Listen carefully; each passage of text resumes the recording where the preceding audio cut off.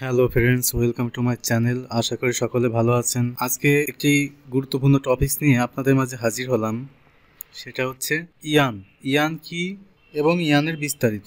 যারা টেক্সটাইল ইঞ্জিনিয়ারিংয়ে পড়াশোনা করছেন অথবা টেক্সটাইলে ক্যারিয়ার করার স্বপ্ন দেখেন, তাদের জন্য বিষয়টা খুবই গুরুত্বপূর্ণ। আসলে টেক্সটাইলের শুরুটাই হয় হচ্ছে ইয়ান থেকে।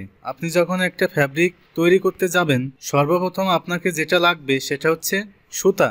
সুতা ছাড়া আপনি কাপড় তৈরি করতে পারবেন না। তো ইয়ান শব্দের অর্থ কি? ইয়ান শব্দের অর্থ হচ্ছে সুতা। সুতা তৈরি করা হয় ফাইবার বা আঁশ থেকে। সুতা বিভিন্ন প্রকারের হয়ে থাকে, তার মধ্যে সুতা মূলত দুই প্রকার।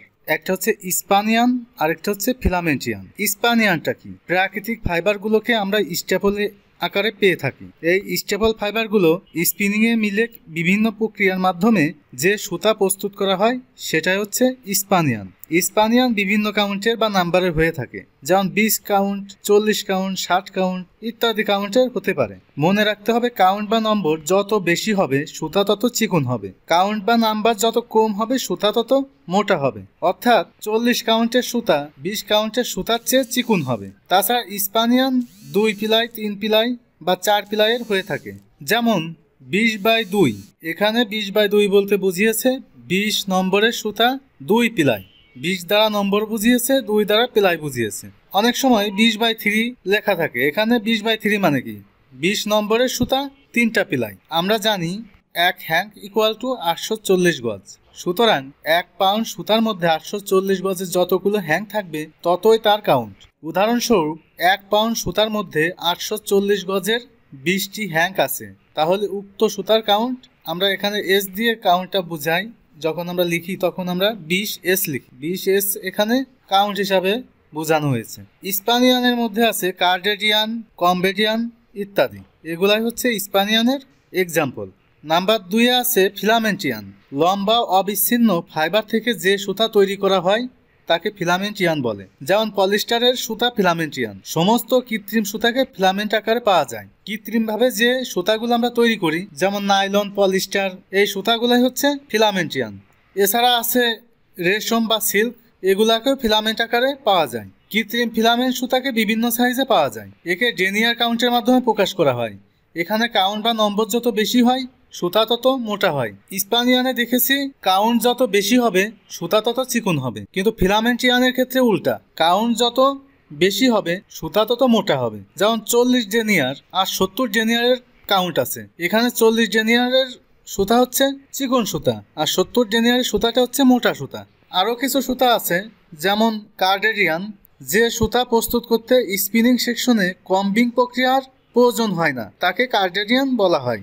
যেমন 40 কাউন্ট, 34 কাউন্ট, 60 কাউন্ট ইত্যাদি। আর কম্বেডিয়ানটা কি? যে সুতা প্রস্তুত করতে কম্বিং প্রক্রিয়ার প্রয়োজন হয় তাকে কম্বেডিয়ান বলা হয়। এই সুতা প্রস্তুত করতে এ গ্রেডের তুলা বা আঁশ লাগে। এই সুতা উচ্চ কাউন্টের বা নাম্বারে হয়ে থাকে। এই সুতার প্রাইসও অনেক হাই হয়। কার্ডেডিয়ানের থেকে কম্বেডিয়ানের প্রাইস হাই হয় এবং কার্ডেডিয়ানের থেকে কম্বেডিয়ানের শক্তিমাত্রা এবং যেটাকে বলে হেয়ারিনেস অনেক কম থাকে কার্ডেডিয়ানের থেকে। সিলাবও অনেক কম থাকে, যেটা কার্ডেডিয়ানের সিলাবটা একটু কম্বেডের চেয়ে বেশি পরিমাণে থাকে, কিন্তু কম্বেডিয়ানে সিলাবের পরিমাণটা একটু কম থাকে এবং সুতাটা অনেক মসৃণ হয়। আর কার্ডেডিয়ানের থেকে কম্বেডিয়ানটা একটু চিকন হয়।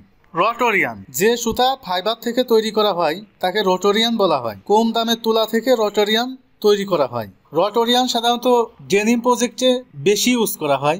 ডেনিম কাপড় যেখানে তৈরি হয় সেখানে রটোরিয়ানগুলো বেশি তৈরি হয়। রটোরিয়ানকে টেক্সটাইলের ভাষায় ওপেন এন্ডিয়ান হিসাবে ব্যবহার করা হয়। ওপেন এন্ডের সংক্ষিপ্ত রূপ হচ্ছে ওই।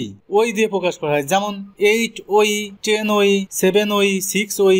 এখানে রটোরিয়ানের ক্ষেত্রে সুতাগুলো অতটা বেশি কোয়ালিটিফুল হয় না, যে কারণে এগুলোর দামও তুলনামূলক অনেক কম হয়। রিং স্পানিয়ান, যে পদ্ধতিতে স্পিন্ডলের মাধ্যমে স্পান করে সুতা তৈরি করা হয় তাকে রিং স্পানিয়ান বলা হয়।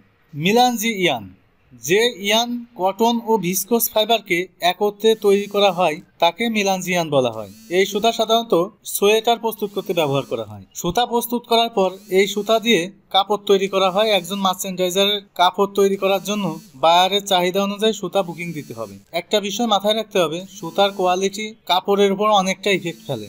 সুতা যদি ভালো না হয়, অন্যান্য প্রক্রিয়া যেমন উইভিং, ডাইং কিংবা ফিনিশিং এ আপনি যত ভালোই করেন না কেন, কাপড় ভালো পাবেন না। এই কারণে মার্চেন্ডাইজারকে অবশ্যই মাথায় রাখতে হবে যেন সুতার কোয়ালিটিটা ভালো হয়, এবং বুকিং দেওয়ার সময় অবশ্যই সুতার কোয়ালিটিটা ভালোভাবে চেক করে নিতে হবে।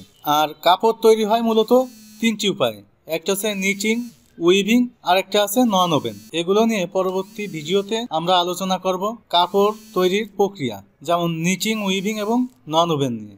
ততদিন পর্যন্ত সবাই ভালো থাকবেন, সুস্থ থাকবেন। আল্লাহ হাফেজ।